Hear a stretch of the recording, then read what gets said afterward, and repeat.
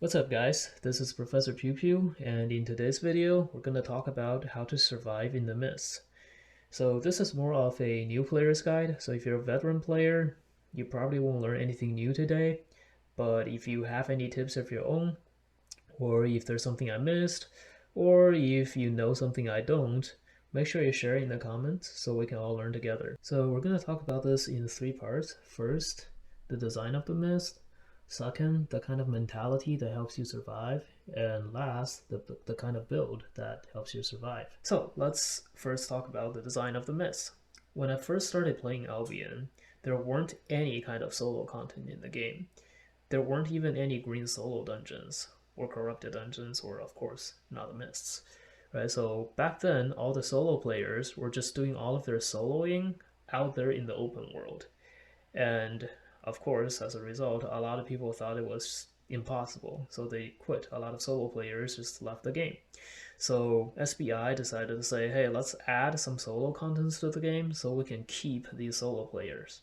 So that's why they came out with first the green solo dungeons, then the corrupted dungeons, and finally the mists. So the mist is supposed to be a mirror of the open world. It's supposed to be like the open world, but downscaled to a size that's accessible to solo players.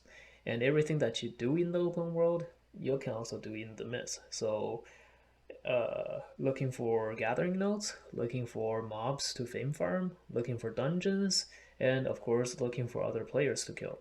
And since they added a bunch of mini objectives like the escort missions, the crystal spiders, and the treasure chest that spawns to the open world, we have all of those things in the Mist as well. Now, when it comes to the Mist, I think a lot of new players just has this wrong impression about the Mist. Maybe they went into the Mist one time to do some fame farming, and then some A3 Deathgiver comes out of nowhere and just deletes them, and they start thinking, okay, the Mist is just not for me. It's just I'm just not ready for it yet.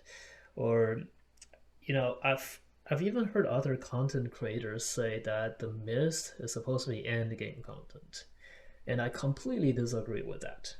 The Mist is a easier version of the open world, right? It is the open world, like in all of the open world's mechanics and everything, but simplified and scaled down so that it is manageable for the solo players. And if back then I was able to outplay, escape, survive against the 20-man gang squads that were coming in at me from all different directions, if I can survive through that, there is no reason why you can't survive a 1v1 no matter how much gear they have. And I can prove this to you in today's video. So I considered doing a 0 to hero for today's video, but I decided against it because there are already plenty of videos like that, and also I just really want to fame farm on my main character today, right? So that's the objective today. And if you're a new player, you probably really want to fame farm as well. For me, I'm going to be fame farming with weapons that I already have 100 specs on because I want the fame credits, because there's a new weapon line coming, and I participated in the playtest, and let me just say that I really want to get that weapon tree max as soon as it drops. That's all I'm gonna say about that. Now, since our goals align, we're all gonna be fame farming. This works out. Now, I'm gonna be fame farming in flat 7 equivalents, which is not exactly like day 1 noob gear, but it's definitely not A3 either. With this kind of gear, a lot of people in the mist will look at you and just think they can kill you, so they'll try to like dismount and bully you, and that's exactly what we want to happen, right? So we want to play from this angle where everybody in the mist can kill us, so we will try to uh, get away from the people we can't kill, take the fights that we know we can kill, and if there's any like opportunities for us to make some extra silver, we'll take it, but we're not gonna go out of our way to take risks. And to put it simply, if you don't take a risk, then you never die. If you're in the mist and you see a name tag pop up on the edge of your screen, and the first thing you do is you mount up and then start using your mount to keep your distance from that name tag, then there is no chance for anybody to catch up and dismount you. Your mount gives you a massive movement speed. Like even if you're losing gallop, there's no way that somebody from off screen can just run up to you and hit you if you are mounting up right away and then walking the other direction right away. When I play the Miss in 8.3 gear myself, 90% of the times when I kill someone that's lower gear, it's because they're running too close to me. A lot of the times they will even just run straight up to my face. We don't need to do that anymore. We have these clickable off-screen name tags now, right? Way back when I just started playing, name tags were not clickable, and what we had to do was just mount up and then keep distance, and then just kind of assume that somebody's gonna land a shadow edge on me, somebody's gonna land a quarterstaff W on me, right? You don't have to play that safe anymore, right? You just mount up, you move away, and you have plenty of time to click that off-screen name tag and then press Y to inspect them and then say, oh, this is a 8.3 or this is somebody that I can fight, so I'll just keep running away from him. Or you can click them and say, oh, this is someone that I could easily kill myself, so let me go back and dismount and we'll kill him. This is classic Art of War teaching, by the way. So the part one is the skillful fighter first puts himself beyond the possibility of defeat and then looks for a way to defeat the enemy. If you mount up right away and you move the other direction right away, it is absolutely impossible for anybody to catch up to you because your mount has a passive movement buff, and their movement buff as they run towards you is going to run out if you just keep moving the other direction. Part 2 is, if you know yourself and you know your enemy, you need not to fear the result of 100 battles. If you have inspected the other guy already, so you moved away first, right, and then you inspected the other guy already. Now you know what kind of gear they're running, whether if it's a build you can fight, right, whether if you have the IP for it, then you can decide whether or not to take the fight. If you take only the fights that you know you will win, and you run from all the fights that you don't know you will win, then you will never lose. And speaking of mounting up and moving the other way, it is a good time now to remind you that if you don't have a hotkey set up for recording mode, you need one. What recording mode does is it turns off all of your UI, so your skill bar on the bottom, the name tags and target tags on the top left, all the little buttons on the top right, and your chat on the bottom left, your minimap. Right, so all of those UI elements will be hidden when you activate recording mode, which makes it a lot easier for you to click name tags, and it also makes it a lot easier for you to see name tags when they pop up. And also related to mounting up and moving the other way is your build. So you'll see that regardless of what weapon I'm playing with in these clips, I'm always using the same armor setup. It's Guardian Helmet, Assassin Jacket, Demon Boots, Undead Cape, Invisibility Potions, and the food doesn't really matter. I'm just sitting on Regen food because it's PvE. And then for your mount, do not use an ox. Just use anything but an ox. Ox is the worst mount. Okay, a lot of new players think that oxes are tanky, so maybe they're hard to dismount, but in the mists, all the mounts are capped at 900 HP. So the oxes, yes, they do get their armor bonuses, but they move extremely slowly, so it's very easy to tag you with a shadow edge or a splitting slash, or just run straight up to you with a quarterstaff, right? So it is the worst mount for you to pick. If you want armor bonuses, go for a armored horse.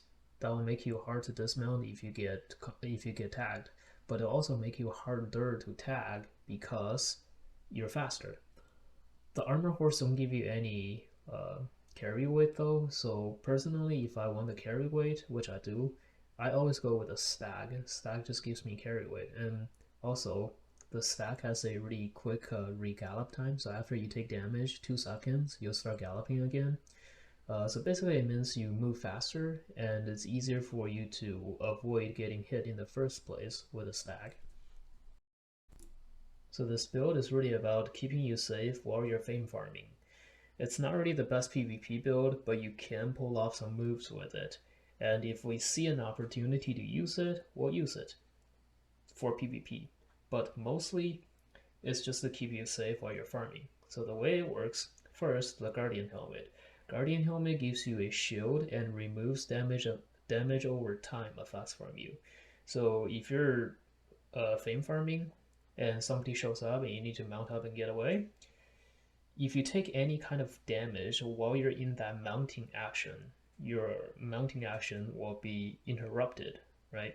So a lot of times I see new players fame farming, I roll up to them and they try to mount, but they just can't get on the mount because they're taking damage from the mobs.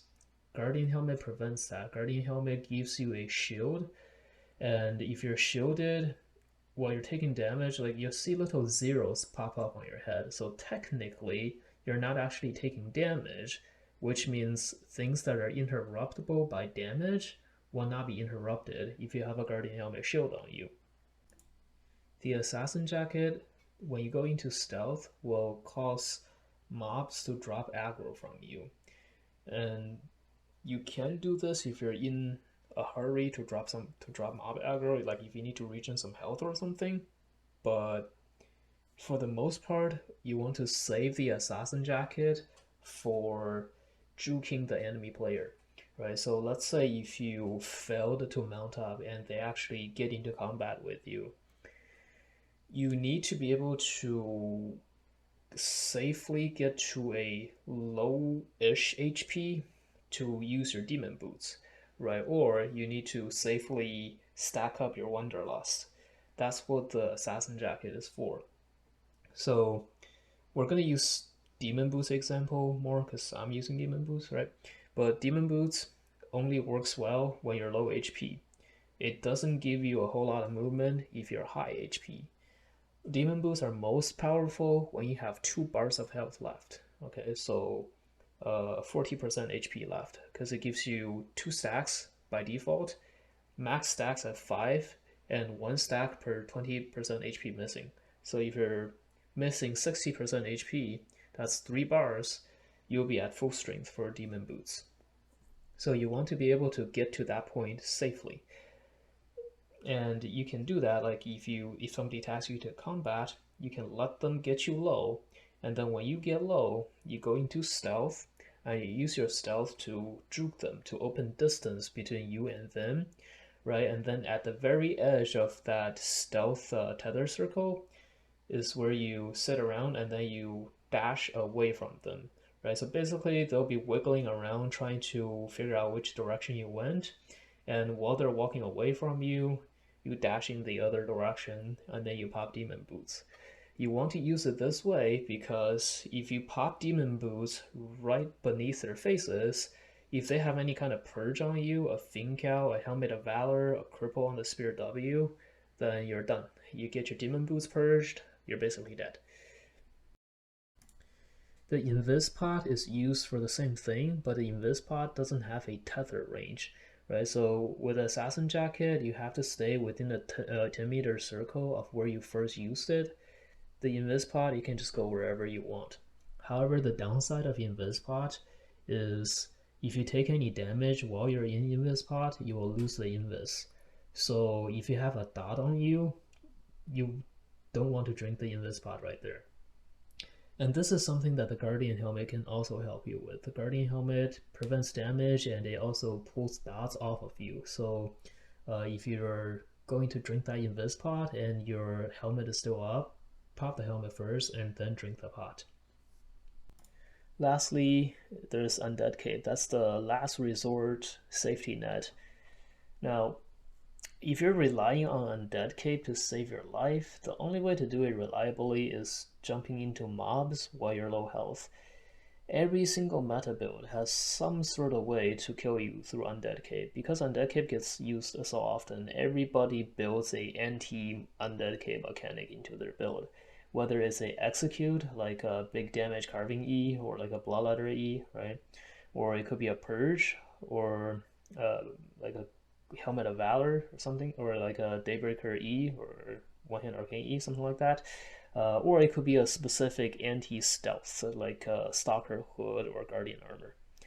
So there are a lot of things that will kill you through Undead Cape, and just don't rely on it too much for saving your life. The only thing that's really good for is number one, proccing it on mobs. Number two, sometimes you get lucky and there's like a third party rat or something that hits you with a little bit of damage and procs it before your main killer is ready to execute you.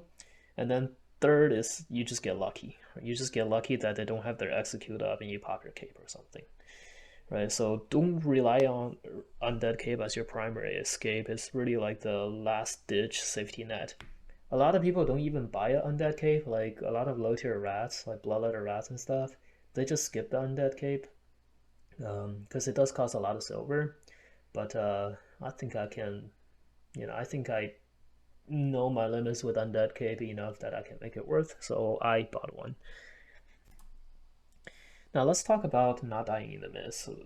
Like I make it sound easy, right? But I die in the mist all the time, and I die so much that there's a running joke on my channel.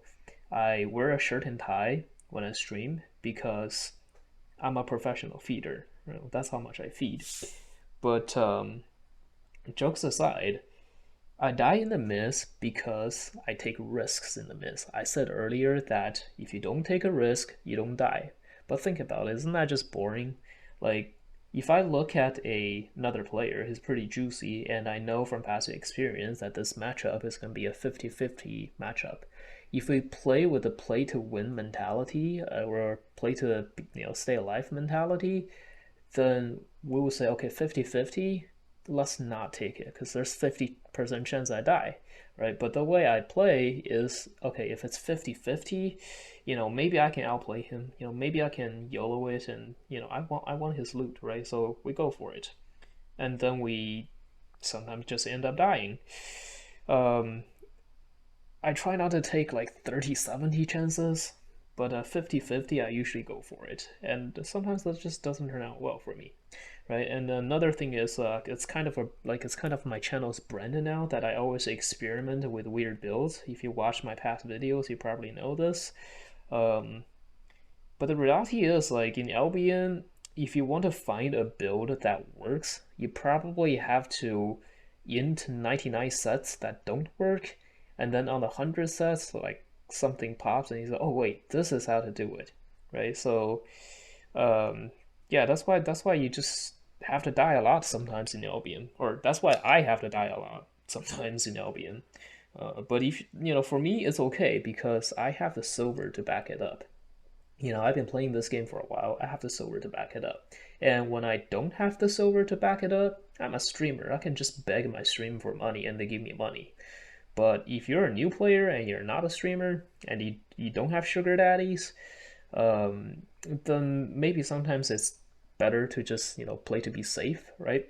So I think that if you watch this far in the video already, you're probably struggling with that staying safe part. Then just do everything I've said in the video so far. I guarantee you that if you do everything correctly, you will just stop dying in the mist.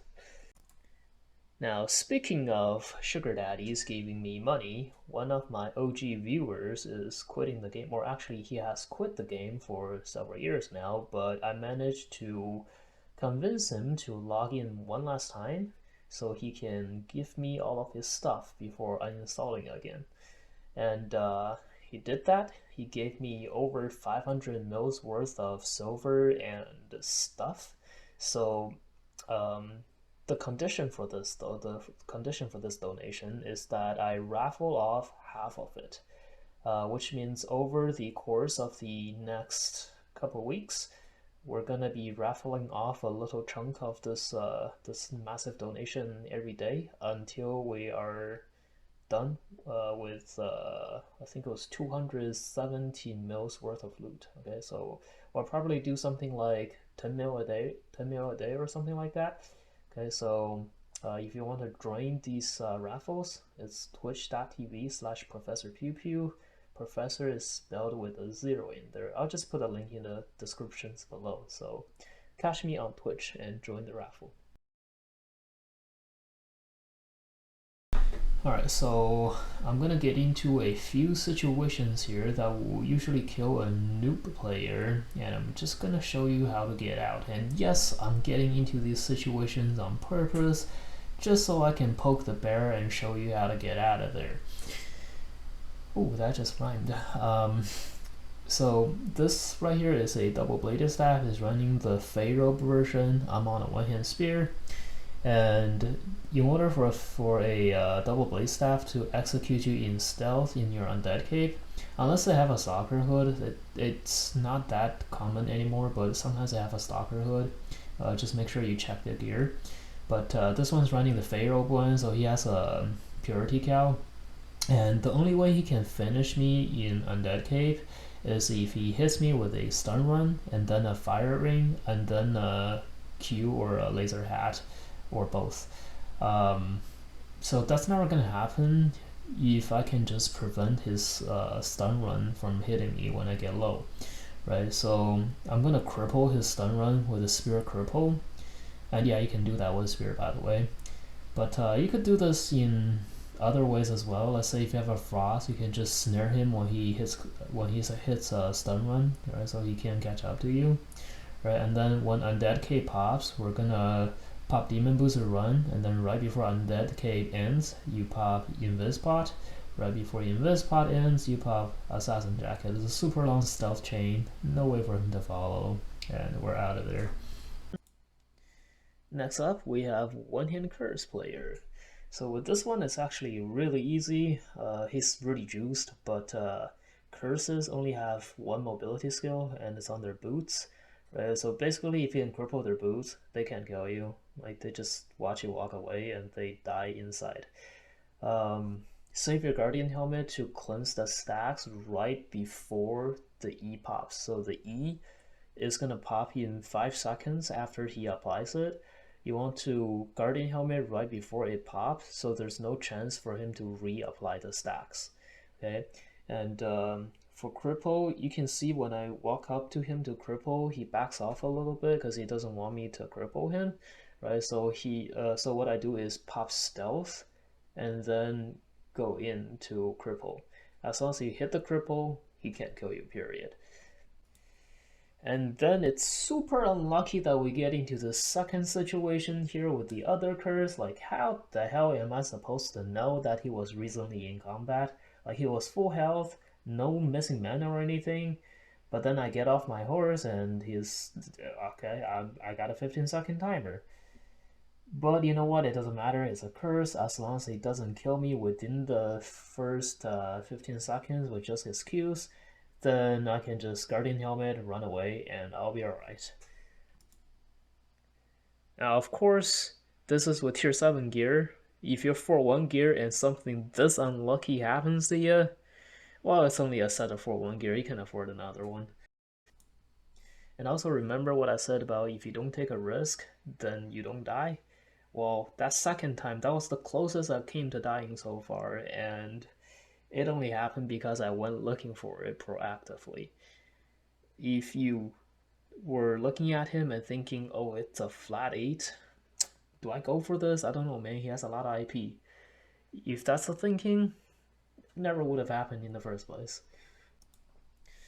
Also, when you talk about like risks, sometimes you see people just like stalking at 8.3, and as long as they're not dismounted, they don't like they're not at risk, right? As long as they're mounted, there's no way they touch you. So sometimes it's actually kind of good. It's kind of like less risky to just stalk a 8.3 player that's mounted, because like then you get to know where they went, right? So in this case, like this bear paws took the chest, and he started walking towards the exit, and I just started following him to make sure that he actually leaves the map. That way I can go do whatever activity I want to do, like more thing farming, like take the camps, without having to worry about this 7-3 bear paws sneaking up to me. Sometimes a foe is a friend. So in this one, the spear is running cripple, and when I got onto him, I really shouldn't have gone in, Um, but he was winning that fight already, and then this Clarent Blade shows up and starts thinking about ratting. So I dismount the Clarent on purpose because I know the spear has cripple, and I need to be away from that cripple. Now the Clarent doesn't have a purge other than his mage robe, so all I have to do is not hit him to not get purged. All right. So basically, I was trying to get out of this fight, and I E towards the Clarent, which E's away from the spear, and then Chain Slash as well, right, just to get that dismount on him so he can get me lower, and that makes my Demon Boots more, speedy, so I can get out of this one.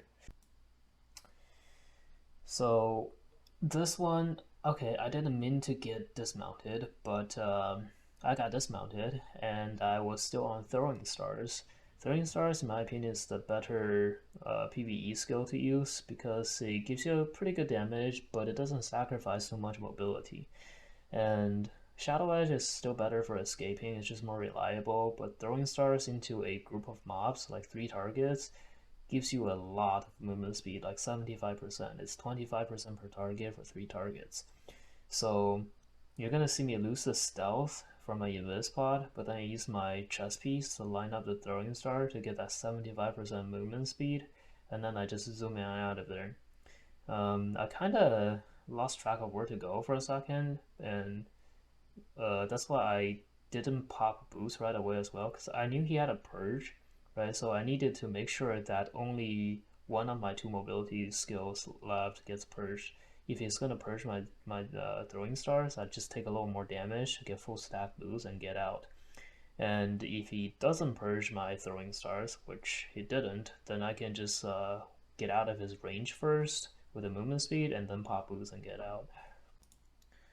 Make sure you always play with the music turned down, or actually I prefer the music turned off, the ambient turned low, and the sound effects turned all the way up so we can hear stuff like this. If I didn't hear the poof from that assassin jacket, I would have been caught by a 8-4 overcharged frost. That poor Chohao player, by the way, yeah, he's about to die. And then he's probably gonna go cry on the forums about having no gear caps in the mists, when in reality it's his own lack of awareness that killed him. If he stayed mounted, or if he just scouted around a little bit like I was doing, then he probably wouldn't have been caught. Now, I understand that stuff like that can be pretty funny to see in the game, like watching another player get absolutely murdered by somebody that's, 8-4 overcharged, but we gotta get out of this one because as soon as the Chohao dies, the frost will turn on me, so we're not gonna stick around and wait for that to happen. We had some chances to rat some A3 kills today, but one way or another, they all got away from me, so no luck there, I guess, but it's okay because we didn't die either, and the whole point of today's session was to prove that if you play carefully in the mist, you just don't die in the mists. I think a lot of new players in the mist that are just dying left and right, like they really have this loser mentality where if they die, they just blame everything but themselves, right? They will blame the game design, they will blame the lack of a gear cap, and then they will blame the A3, A4 players for bullying the newbies. When in reality, it's just because they're not paying attention to the game, or they're playing a build that doesn't make sense, or they're playing a build that just don't allow them to mount up, or they're using a slow mount, right? And then they're just being free soft targets. You can't rely on A3, A4 players to just like be nice to you and let you go. That usually doesn't happen because I'm speaking as a A3, A4 player. I've died more times to low tier rats than I've died to other A3, A4 players. Because when I'm A3/A4, everybody wants to kill me, right? Because my build is worth more money, so I get focused, I get third partied all the time. And I'm pretty sure other A3, A4 players will tell you a similar experience where they have probably died to low tier players more than they've died to high tier players. So there's really no reason why a A3, A4 player would just let you go so that you can come around and rat them later, right? And you might say something, oh, I'm not gonna rat them. Well, they don't know that. They have to assume that you're after them, just like you are supposed to assume that they are after you, right? Remember what I said earlier about like assuming that someone stronger is after you, or just assuming that every person that dismounts where you're fighting is coming after you to rat you, right? So they are killing you because they know that that's what they have to assume. And you just have to do the same, right? You just have to assume that they're after you so you get out of there. Alright, so anyways, this video has been long enough and I'm gonna sign off now. I'm gonna go to bed. Remember to like the video, sub to the channel, and follow me on Twitch. Link to my Twitch will be in the description below, and I'll see you guys in the next one.